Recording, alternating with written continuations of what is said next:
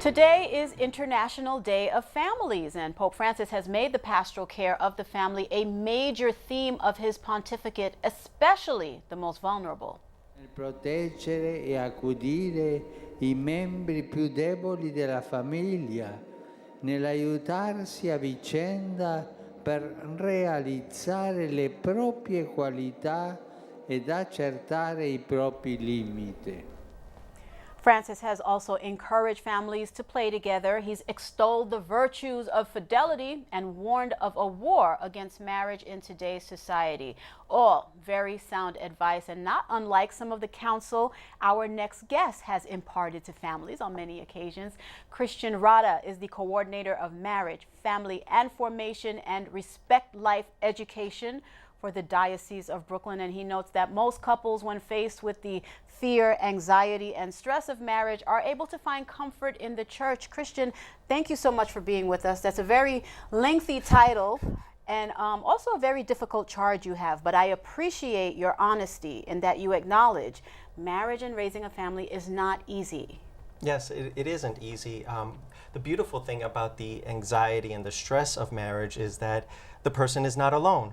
The person has a companion, a life partner, and with those responsibilities of raising a family, you actually grow in love for the other person, and especially even when, if God blesses the family with children, that love is multiplied even more. We talk a lot about this 50-50, and you and I have discussed in the past that that is a myth. Yes. It is not always a 50-50. Talk to us about that and how that plays a role in the faith. Well, if we look at marriage as a 50-50 compromise, then the family actually loses 100%, 50 from the husband and 50 from the wife, when in reality it's actually 100% give, all in, just like in a poker game, you're all in. You're all in. And the reward is that you're completely emptying of yourself to the other person, to your family, and then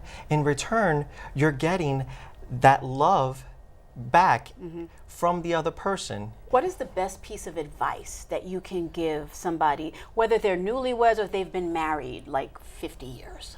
The best advice that I can give is one of prayer, that a family that prays together stays together. I know that it's corny, but it is true. But it's true. It is true.